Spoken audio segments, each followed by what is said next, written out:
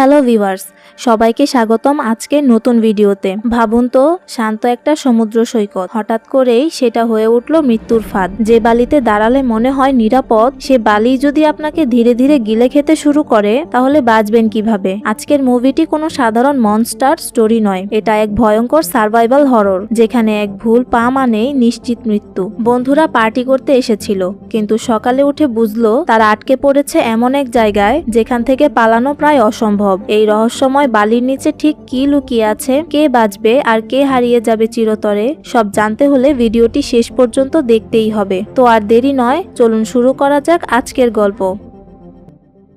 মুভির শুরুতেই আমরা দেখি এক নির্জন সমুদ্র সৈকতে কয়েকজন তরুণ তরুণী পার্টি করছে। চারদিকে গান, হাসি আর উল্লাস, মদের নেশায় সবাই প্রায় বুঁদ হয়ে আছে। তাদের এই উন্মাদ মুহূর্তগুলো একজন ছেলে ক্যামেরায় রেকর্ড করছিল। কিছুক্ষণ পর দেখা যায় ভান্স আর গিলবার্ট বালির ভেতর থেকে আগুন জ্বালানোর জন্য বলের মতো দেখতে অদ্ভুত একটি জিনিস নিয়ে আসে। মির্স সেটি দেখে বলে, এটা দিয়ে আগুন জ্বলবে না, আগুন জ্বালাতে হলে আমাদের কাঠ লাগবে। গিলবার্ট আর ভান্সকে এমন বোকার মতো কাজ করতে দেখে ক্যামেরাম্যান তাদের মজা করে ইডিয়েট বলে। এরপর দেখা যায় মির্স সুযোগ বুঝে কেলির সাথে ঘনিষ্ঠ হওয়ার চেষ্টা করছে। বাইরে চান্দা জোনার কাঁধে মাথা রেখে তার গাড়ির পাশে ঘুমাচ্ছিল। তাদের পেছনে ভান্স আর তার গার্লফ্রেন্ড রনিও ঘুমিয়েছিল। মার্শা একটি পিকনিক টেবিলের উপর অর্ধনগ্ন অবস্থায় পড়েছিল, আর গিলবার্ট নিজেকে আবিষ্কার করে একটি ময়লা ড্রামের ভেতরে আটকে থাকা অবস্থায়। কিন্তু আশ্চর্যের বিষয়, বাকিদের আর কোথাও খুঁজে পাওয়া যাচ্ছিল না। তারা সবাই নিখোঁজ। বারান্দায় দাঁড়িয়ে কেলি চারপাশে তাকিয়ে হতভম্ব হয়ে যায়। দেখে কয়েকজন বাদে প্রায় সবাই গায়েব, শুধু তাদের কিছু কাপড় চোপড় ছড়িয়ে ছিটিয়ে রয়েছে।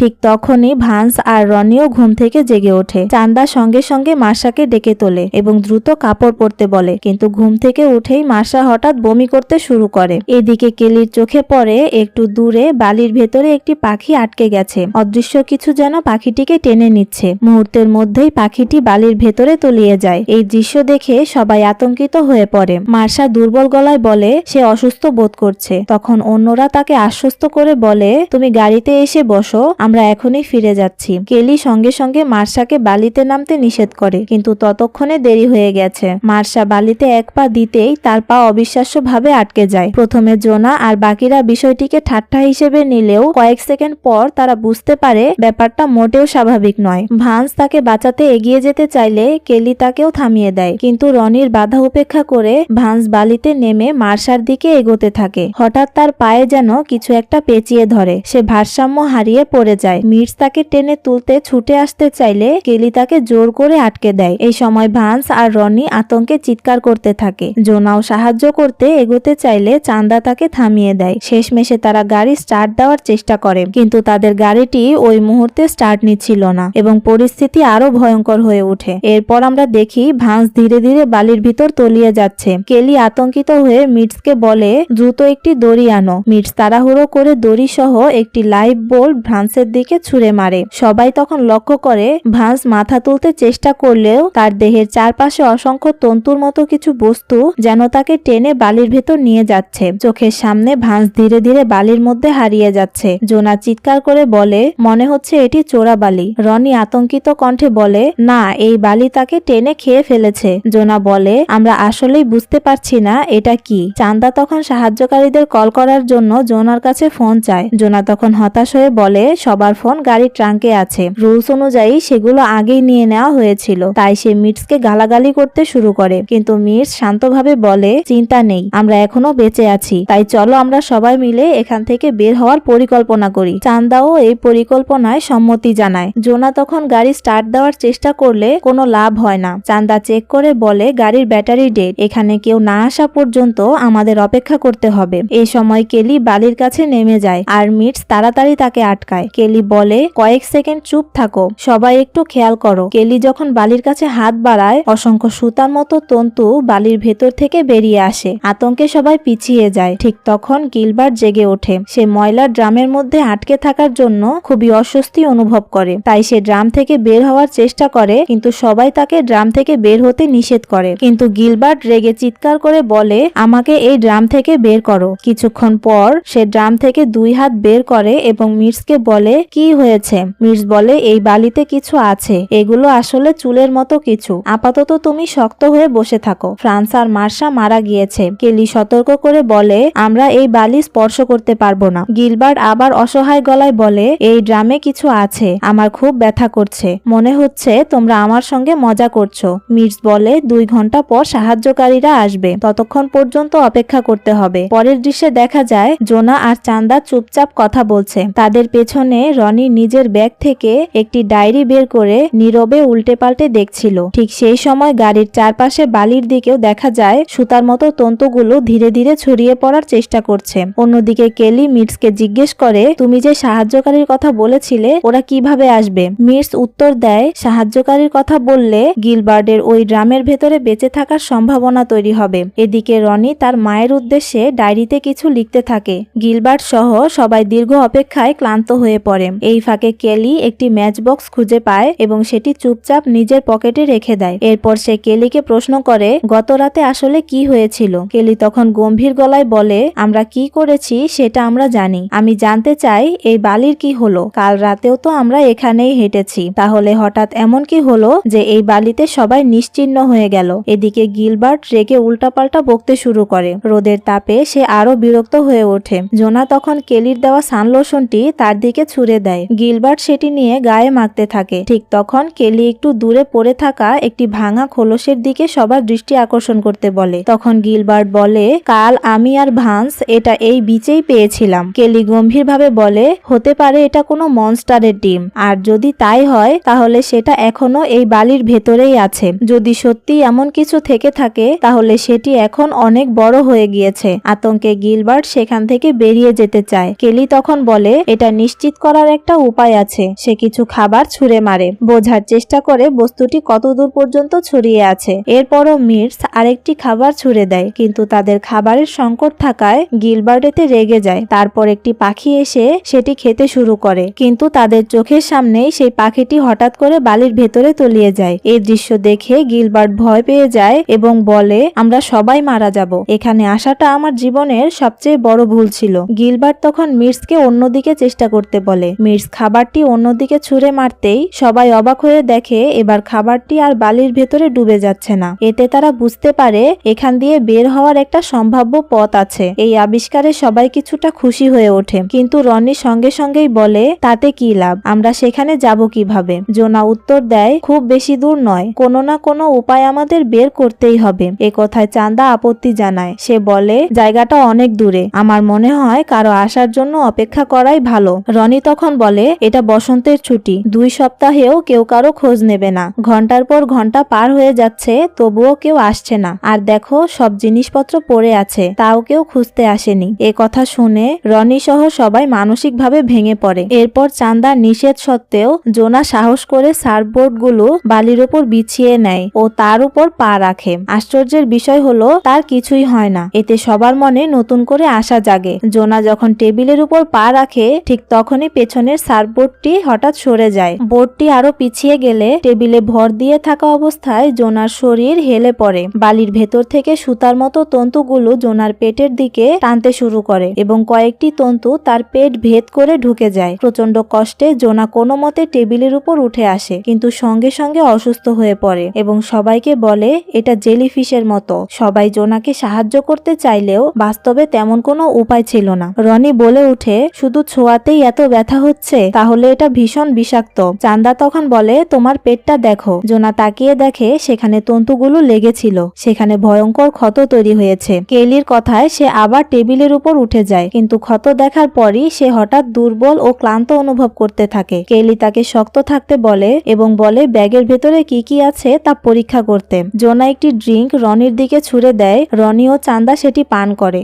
সে গিলবার্টকেও একটি পানির বোতল দেয়, কিন্তু মিটস ও কেলির দিকে ড্রিঙ্ক ছুঁড়ে দেওয়ার সময় সেটি নিচে পড়ে যায়। ঠিক তখনই জোনার পেটে প্রচন্ড ব্যথা শুরু হয়, ক্ষতগুলো ফেটে যেতে থাকে আর যন্ত্রণায় সে টেবিলের উপর শুয়ে পড়ে। এই সময় সবাই লক্ষ্য করে সার্ফবোর্ডগুলো নিজেরাই ধীরে ধীরে সরে যাচ্ছে। কেলি আতঙ্কিত কণ্ঠে বলে ওটা বসে বসে তার খাবারের জন্য অপেক্ষা করছে, শুধু ওই সীমানায় পার হতে পারলেই আমরা বাঁচব। ঠিক তখনই সে দেখে গাড়ির চাকায় তন্তুগুলো জড়িয়ে ধরার চেষ্টা করছে, অর্থাৎ রনি আর চান্দাও সেখানে বেশিক্ষণ নিরাপদ নয়। গিলবার্ট তখন ফোনের কথা মনে করিয়ে দেয়। মিটস বলে সব ফোন গাড়ির ট্রাঙ্কে আছে। অন্যদিকে রনি চাবি দিয়ে গাড়ির বাম্পার খোলার চেষ্টা করে, কিন্তু নিজের পা সরানোর মতো জায়গা সে পাচ্ছিল না। তোয়ালে ব্যবহার করে জায়গাটা একটু বড় করার চেষ্টা করা হয়, তবুও বাম্পার খোলা সম্ভব হয় না। কেলি মিটসকে দিয়ে একটি রেস্কিউ হুক আনায় এবং সেটি রনির হাতে দেয়, কিন্তু ততক্ষণে গাড়িটি বালির ভেতরে তন্তুগুলো টানে আরো একটু ডেবে যায়। অবশেষে রনি বাম্পারটি খুলতে সক্ষম হয়, কিন্তু ঠিক সেই মুহূর্তে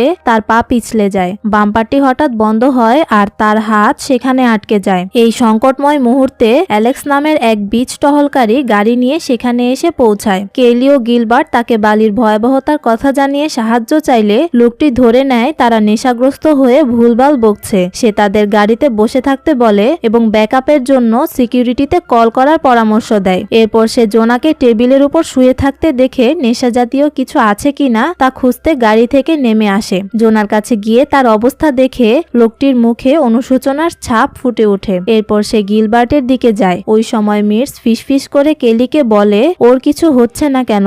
তখন তারা বুঝতে পারে লোকটির পায়ে ভারী বুট থাকায় তন্তুগুলো তাকে সেভাবে টানতে পারছে না। গিলবার্টের গালে আঁকা অদ্ভুত চিত্র দেখে অ্যালেক্স হাসাহাসি শুরু করে। এরপর সে গিলবার্টকে বের করার চেষ্টা করে, কিন্তু অতিরিক্ত ওজনের কারণে ব্যর্থ হয়। সে ঠাট্টার সুরে বলে 23 বছরের বীজ টহলদার জীবনে তোমার মতো বাজে অবস্থায় কাউকে কখনো দেখিনি। এরপর সে গাড়ির দিকে ফিরে রনি ও চান্দার অবস্থা জানতে চায়। চান্দা ও কেলি এতে ক্ষেপে গিয়ে তার সুপারভাইজারকে ডাকতে বলে। এই কথায় অ্যালেক্স রেগে যায় এবং তাদের দিকে ফিরে এসে বলে আমি এখানে সুপারভাইজার। কেলি ও মিটস তখন লক্ষ্য করে তার পায়ে থাকা জুতোই আসলে তাকে বালির হাত থেকে রক্ষা করছে, কিন্তু অ্যালেক্স তাদের সব কথা তুচ্ছতাচ্ছিল্য করে উড়িয়ে দেয়। সে কেইলিকে নিচে নামতে নির্দেশ দিলে কেইলি স্পষ্টভাবে অস্বীকার করে। এতে অ্যালেক্স আরো ক্ষিপ্ত হয়ে তাকে নামানোর জন্য কোমরের পেপার স্প্রে বের করতে যায়। ঠিক সেই মুহূর্তে অসাবধানতায় তার হাত থেকে চাবিগুলো বালির উপর পড়ে যায়। কেলি নিষেধ উপেক্ষা করেই লোকটি বালির উপর পড়ে থাকা চাবিগুলো তুলতে এগিয়ে যায়। ঠিক সেই মুহূর্তেই তার হাত বালির মধ্যে আটকে যায়। সুতার মতো তন্তুগুলো মুহূর্তের মধ্যেই তার হাত শক্ত করে ধরে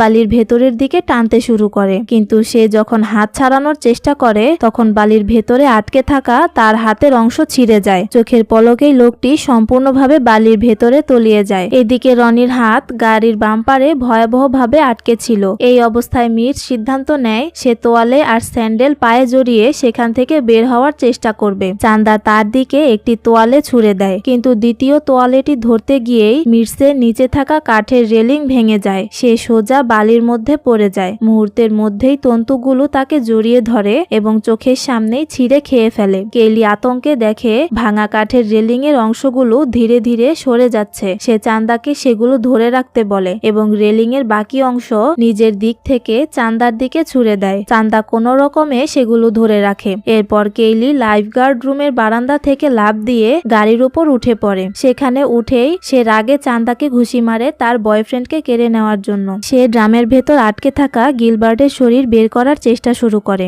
এদিকে চান্দা ও কেলি মিলে রনির হাত বাম্পার থেকে ছাড়াতে সক্ষম হয়, কিন্তু রনির আঙ্গুলগুলো ভয়াবহভাবে জখম হয়ে যাওয়ায় সে যন্ত্রণা চিৎকার করতে থাকে। পরের দৃশ্যে দেখা যায় তারা ভাঙা রেলিংগুলো দিয়ে একটি অস্থায়ী ব্রিজ বানানোর প্রস্তুতি নিচ্ছে। চান্দা একটি রেলিং বালির উপর রেখে তাতে পা দেয়। এরপর আরেকটি রেলিং হাতে নিয়ে ধীরে ধীরে সামনে এগোতে থাকে। এগোতে এগোতে সে কেলিকে বলে কাল রাতে জোনা আর আমার মধ্যে কিছুই হয়নি, তাই আমি তোমার কাছে সরি বলবো না। এই সময় রনি বিরক্ত হয়ে বলে ওঠে এই মুহূর্তে এসব নিয়ে কথা না বলাই ভালো। চান্দা শেষ পর্যন্ত জোনার কাছে পৌঁছে যায় এবং কেলিকে সেখানে আসতে বলে। কেলি রনিকে টেনে তুলতে চায়, কিন্তু রনি তার হাতের ক্ষত থেকে পড়ে যাওয়া রক্তের ফোঁটার কথা ভেবে কেলিকে আগে যেতে অনুরোধ করে। ঠিক তখনই গিলবার্ট ব্যথায় আর্তনাদ শুরু করে। সে জানায় তার পেটের কাছে ক্ষত হয়েছে এবং রক্তপাত হচ্ছে, কিন্তু কাপা গলায় সে বলে আমাকে নিয়ে চিন্তা করো না, তোমরা শুধু এখান থেকে বের হওয়ার চেষ্টা করো। কেলি, জোনা ও চান্দার কাছে পৌঁছে যায়। জোনা ভীত কণ্ঠে বলে, আমাকে ছেড়ে যেও না প্লিজ। কেলি দৃঢ়ভাবে উত্তর দেয়, তোমাকে ছেড়ে আমরা কোথাও যাচ্ছি না। এদিকে রনি রেলিং এর উপর দিয়ে পার হতে শুরু করে। সে তাদের কাছাকাছি পৌঁছাতেই হাতের তীব্র ব্যথায় ভারসাম্য হারিয়ে বালির মধ্যে পড়ে যায়। কেলি সঙ্গে সঙ্গে তার চারপাশে পেপার স্প্রে ছিটিয়ে দেয়। রনি চিৎকার করে বলে, আমি এখনো ঠিক আছি। কিন্তু কেলি ও চান্দা যখনই তাকে তুলে ধরতে যায় ঠিক তখনই বালির ভেতর থেকে তন্তুগুলো উঠে এসে রনিকে টেনে নিয়ে যায়। চোখের পলকেই সে বালির নিচে তলিয়ে যায়। এই সময় গিলবার্টের ক্ষত থেকে গড়িয়ে পড়া রক্ত বালিতে পৌঁছালে তন্তুগুলো যেন সেই রক্তের স্বাদ পেতে শুরু করে। চান্দা তখন মিটসের পরিকল্পনা কাজে লাগানোর সিদ্ধান্ত নেয়। কেলি তাকে বাধা দিতে চাইলেও চান্দা নিজের পায়ে তোয়ালে ও বিভিন্ন কাপড় জড়িয়ে নেয়। এদিকে তন্তুগুলো ড্রাম বেয়ে গড়িয়ে পড়া গিলবার্টের রক্ত শুষে নিতে থাকে। চান্দা সাহস করে বালিতে নেমে দৌড়ে গাড়িতে উঠে পড়ে। এতে কেলি ও গিলবার্ট দুজনেই কিছুটা স্বস্তি পায়। কিন্তু ঠিক তখনই গিলবার্টের ড্রামটি নড়তে শুরু করে। কিছুক্ষণ পর নাড়াচাড়া থেমে গেলে তারা ভাবে সব ঠিক হয়ে গেছে। হঠাৎ করে বালির ভেতর থেকে মনস্টারের বিশাল বাহুগুলো বেরিয়ে এসে ড্রামটি ভেদ করে গিলবার্টকে আঁকড়ে ধরে এবং মুহূর্তের মধ্যেই তাকে বালির নিচে গ্রাস করে। এরপর হঠাৎ করেই মনস্টারটি একটি বিশাল বাহু চান্দার গাড়িটিকে নাড়াতে শুরু করে। ভারসাম্য হারিয়ে চান্দার পা পিছলে যায় এবং সে গাড়ির বাম্পারে পড়ে অজ্ঞান হয়ে যায়। এই পরিস্থিতিতে কেলি একা হয়ে পড়ে আর জোনাকে নিয়ে সেখানেই আটকে যায়। মুভির পরবর্তী অংশে দেখা যায় অনেকটা সময় পার হয়ে গিয়েছে। চারদিকে অন্ধকারে ঢেকে গেছে। রাত নেমে এসেছে। কেলি তখনও বারবার চান্দার নাম ধরে ডাকতে থাকে। কিছুক্ষণ পর চান্দার জ্ঞান ফেরে। সে উঠে বসে কেলিকে জানায়, আমি ঠিক আছি। এরপর সে গাড়ির ছাদের উপর একটি ওয়াটার ট্রাফট খুঁজে পায়। সেটি নিচে বালির উপর নামিয়ে দিয়ে নিজে তাতে চড়ে বসে। চান্দার সাহায্যে কেলি জোনাকে নিয়ে একে একে সেই ওয়াটার ট্রাফট ব্যবহার করে নিরাপদ জায়গায় পার হয়। চান্দা ও জোনা দুজনেই গাড়ির উপর উঠে পড়ে। ঠিক সেই মুহূর্তেই বালি আবার নড়তে শুরু করে। ভারসাম্য হারিয়ে কেলি ওয়াটার ট্রাফটের উপর থেকে নিচে পড়ে যায়। বালির ভেতর থেকে প্রাণীটির একটি লম্বা বাহু বেরিয়ে আসে এবং কেলির দিকে ঝাঁপিয়ে পড়ে। কোনো মতে নিজেকে বাঁচিয়ে কেলি দ্রুত গাড়ির ছাদে উঠে পড়ে। সেখানে সে জ্বালানি তেলের একটি বোতল হাতে নিতেই মনস্টারটি তার লম্বা বাহু দিয়ে সেটিতে আঘাত করে নষ্ট করে দেয়। রাগে ফেটে পড়ে কেলি আরেকটি বোতল খুলে তেল ছড়িয়ে দেয় এবং সেখানে আগুন ধরিয়ে দেয়। মুহূর্তের মধ্যেই সেই বিশাল বাহুটি আগুনে জ্বলতে শুরু করে। চান্দার কথায় কেলি দ্রুত গাড়ির ভেতরে ঢুকে পড়ে। ঠিক তখনই মনস্টারটি তার আরো কয়েকটি বাহু দিয়ে গাড়িতে আক্রমণ চালাতে শুরু করে। কিছুক্ষণ পর অদ্ভুত প্রাণীটি হঠাৎ নীরব হয়ে যায়। এত সময় পার হয়ে গেলেও যখন কাউকে তাদের উদ্ধারে আসতে দেখা যায় না তখন তারা মানসিকভাবে পুরোপুরি ভেঙে পড়ে। অবশেষে ক্লান্ত শরীরে তারা সেখানেই ঘুমিয়ে পড়ে। পরদিন সকালে হঠাৎ একজন সাঁতারু এসে গাড়ির জানালা টোকা দেয়। কেলি ও চান্দা তাকে দেখে হতভম্ব হয়ে যায়। কেলি ধীরে ধীরে গাড়ির দরজা খুলে বালির কাছে পা নামিয়ে দেয় এবং বুঝতে পারে ভয়ঙ্কর সেই জিনিসটি আর নেই। সে গাড়ি থেকে নেমে পড়ে। চান্দাও তার সঙ্গে নেমে আসে। দুজনেই ধীরে ধীরে সেখান থেকে সরে যেতে শুরু করে। এই সময় দেখা যায় পুরো এলাকাটির বালু কিছুটা ডেবে গেছে, যেন সেখানে কিছু ভয়ঙ্কর ঘটনা ঘটেছিল। এদিকে সেই সাঁতারু গাড়ির ভেতরে তাকিয়ে দেখে জোনা আগের রাতেই তার পেটের ক্ষত থেকে ছড়িয়ে পড়া বিষক্রিয়ার কারণে মারা গেছে। এরপর আমরা চূড়ান্ত সত্যটা জানতে পারি। মনস্টারটি আসলে ছিল একটি বিশাল আকৃতির জেলিফিশ, যা পানির নিচ দিয়ে শহরের নতুন একটি সমুদ্র সৈকতের দিকে এগিয়ে যাচ্ছিল। আর পার্টির রাতে হান্স আর গিলবার্ট যে চটচটি বলটি বালির মধ্য থেকে এনেছিল ওটাই ছিল সেই জেলিফিশের ডিম। তো বন্ধুরা, কেমন লাগলো আজকের এই অবিশ্বাস্য ও ভয়ঙ্কর গল্পটি? নিচে কমেন্ট করে অবশ্যই জানাবেন। দেখা হবে আবার নতুন কোনো মুভির অবিশ্বাস্য গল্প নিয়ে।